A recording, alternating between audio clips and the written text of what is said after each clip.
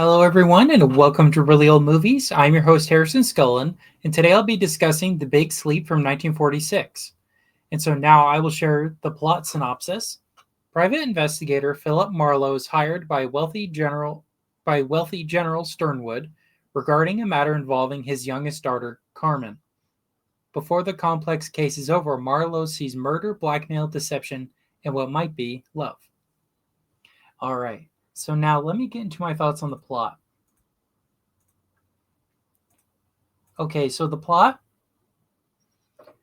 I'm going to be honest, I gave it a 3 out of 5.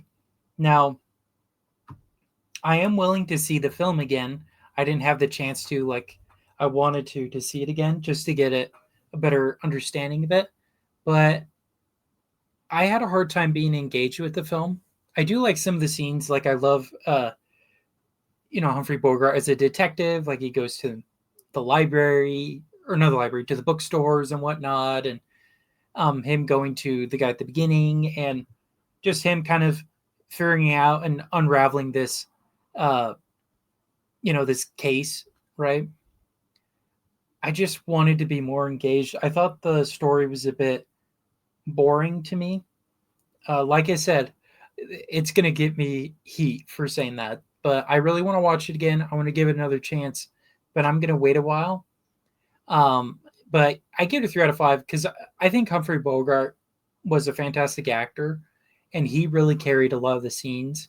And I'll get into that more in the acting, but it just for some reason the story didn't connect to me the way I thought it would. So yep, that's why I gave it a 3 out of 5.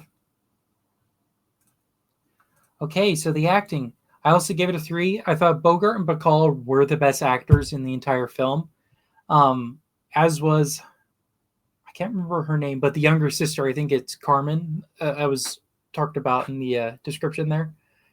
She was very over the top. I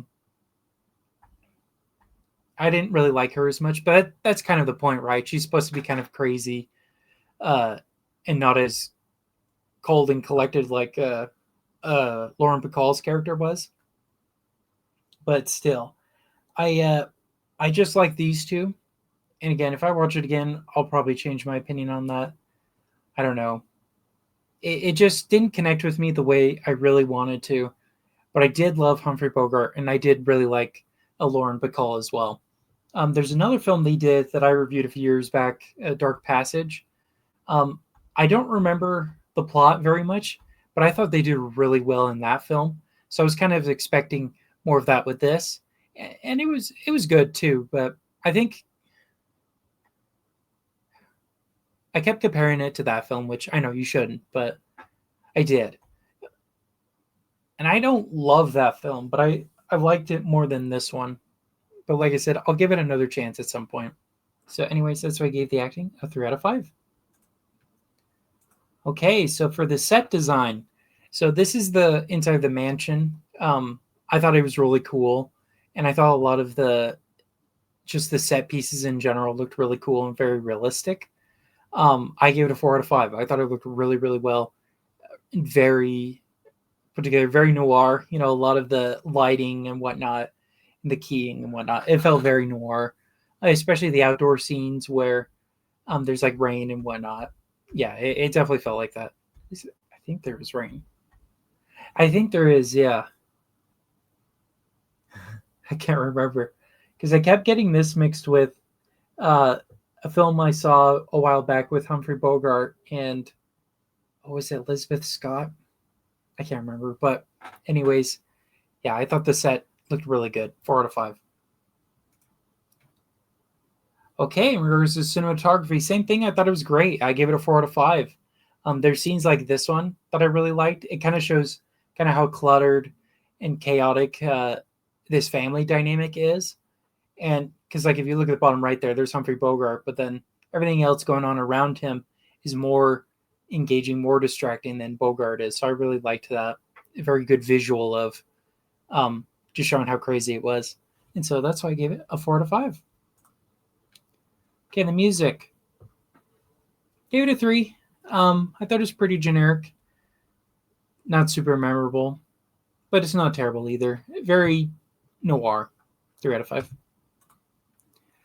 All right, so that brings my score to a 3.4 out of 5, which is a 68% on Criticless. Now I'll break down my Criticless score. Graphic language, none. Violence, there's some shooting and death, but little to no blood.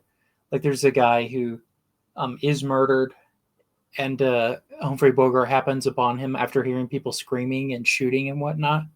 There's no real blood or anything like that. That's one of the scenes. It's pretty tame. Nudity, sexual content, just some kissing and some, I wouldn't even call them double entendres, but just kind of little hints of an innuendo, but very, very tame, especially by today's standards. Political bias, none that I could tell. I know that John Huston, he liked to put political stuff in his movies. I didn't notice it here though. Family friendly, I would say kids would probably be bored with it, but this is a harmless film, and if they're really into it, I think they'd be very engaged with it. Um, so entertainment value, like I said, I liked a lot of the scenes with Bogart and Bacall, especially like this one here in the car.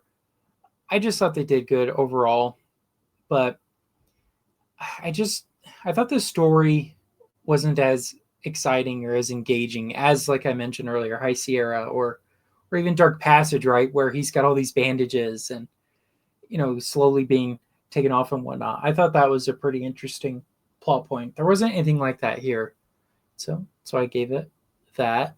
So overall, would I recommend this movie? I think if you're a fan of Humphrey Bogart, yes, just to see more of his filmography. He didn't make a whole lot of films. I want to say he made like, well, it sounds like a lot, but he wasn't really a leading man until much later in life. So he really probably made, maybe 40 or 50 films, which is more than a lot of other people do. But for back then, that wasn't a whole lot.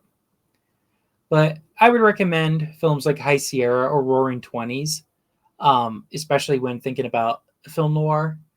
But if you want to see just a great Humphrey Bogart film, I still recommend Casablanca.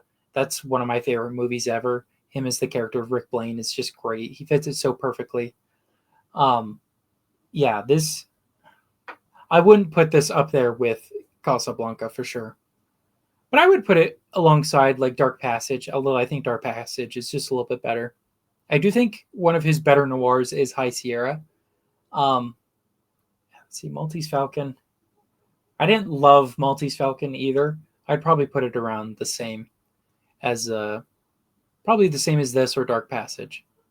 So, anyways, those are my thoughts overall on The Big Sleep from 1946, and that concludes today's movie review.